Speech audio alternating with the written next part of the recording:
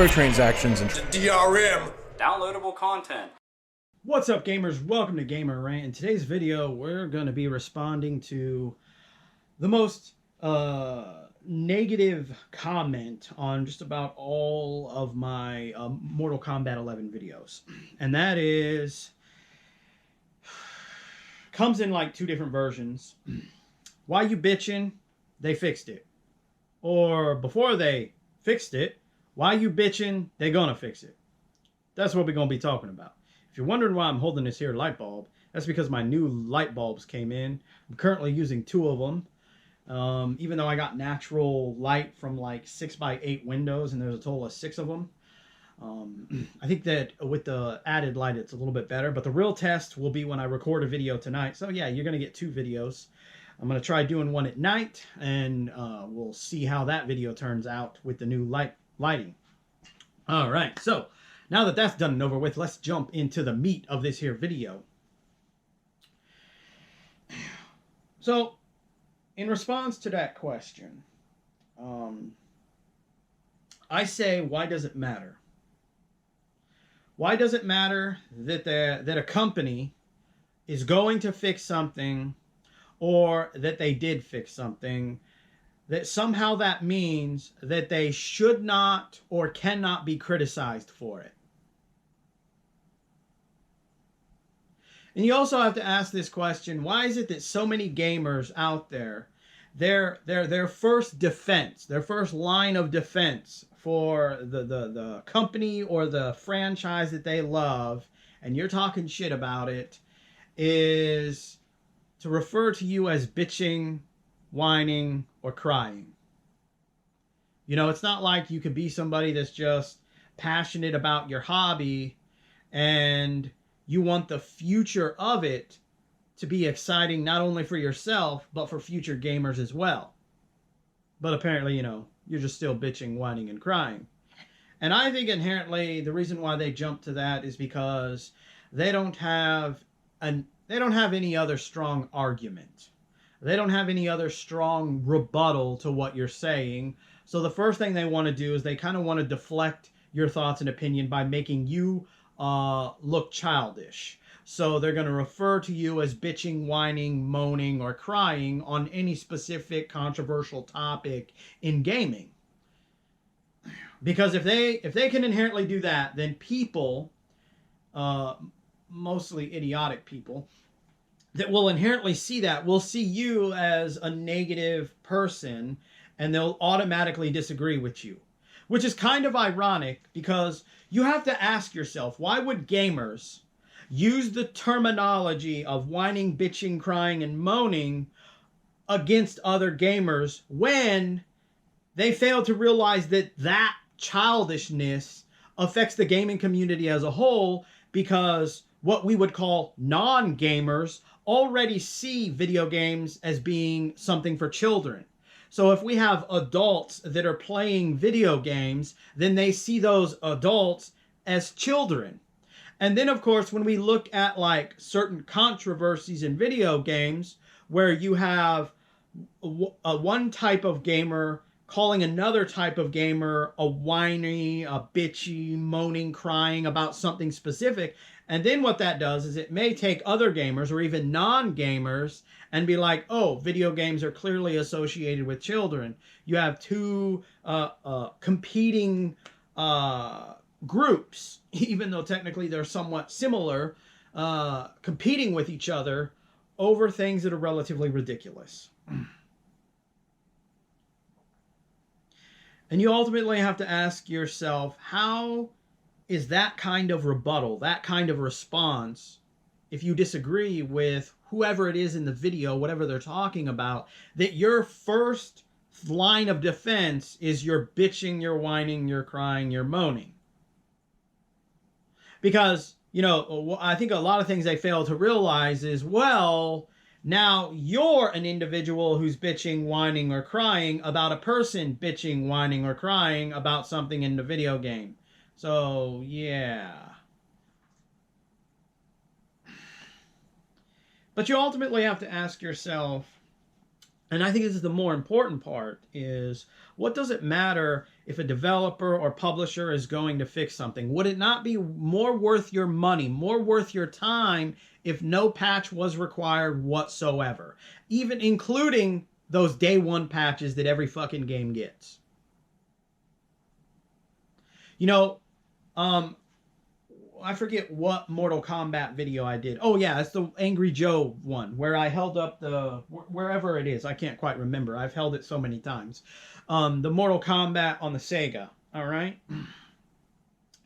And one person commented, he's all, well, dumbass, the difference between the game you're fucking holding and Mortal Kombat 11 is it was cheaper to make that game.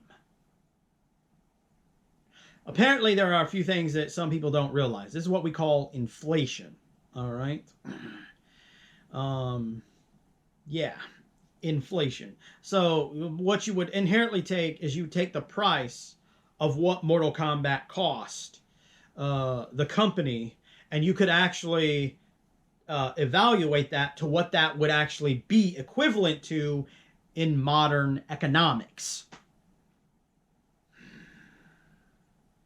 So a lot of people using that argument fail that particular part. But then I also iterate to this, and that is, what does it matter how much a game cost or how many people? Because that's another argument. Well, there's a lot more people developing the games. We travel back in time. PlayStation, The Legend of Dragoon had a total of like 300 people working on it. And to me, it's ultimately irrelevant to how many people are working on a video game. To me, that's a shitty ass excuse, because it's like, okay, so you're saying that like thousands of people worked on, say, for example, Mortal Kombat 11. Thousands of people worked on Skyrim. Thousands of people worked on Fallout 76. But yet, you're going to tell me with all those numbers, they still released the game in that poor state. All of those eyes weren't able to see all of the problems. It's almost as if a lot of people don't fail to really truly think about the argument that they're making and how it literally destroys itself. You want to sit here and you want to say that older games were cheaper, but yet if you utilize inflation, you can destroy that inherent argument. You want to talk about, well, there's more people on the team. Well, you destroy that argument within of itself by saying, well, there's more eyes on it, so they should have caught all the mistakes in the first place. Jumping back, though, to the main point of the video is, why do gamers do this? Because at the end of the day, it's just another form of backpedaling. I'm fucking pissed about this. Oh, they're gonna fix it? Alright, cool. What? This motherfucking YouTuber's fucking talking shit about the game? Well, fuck you. It's like, wait a minute, slow your roll. Weren't like a week ago you were bitching about this yourself? And I would actually say that that's a more accurate term for those kinds of people, because they were so easily pleased by something that shouldn't have been needed or required in the first place. A patch, a day one update. You're going to sit here and you're going to honestly tell me that the quality of a game becomes better after a patch, when clearly either what they did was done on purpose or they didn't fully Q&A their game? With all these thousands and hundreds of people that worked for them, all of these bugs and errors, just somehow nobody fucking even noticed it. Get the fuck out of here. You can't sit here and tell me factually that updating games in this modern generation is a good thing, because it's not. It is a handicap. It allows the developers and the publishers to put poor quality products out there that people feed into every day. But welcome to gaming in 2019.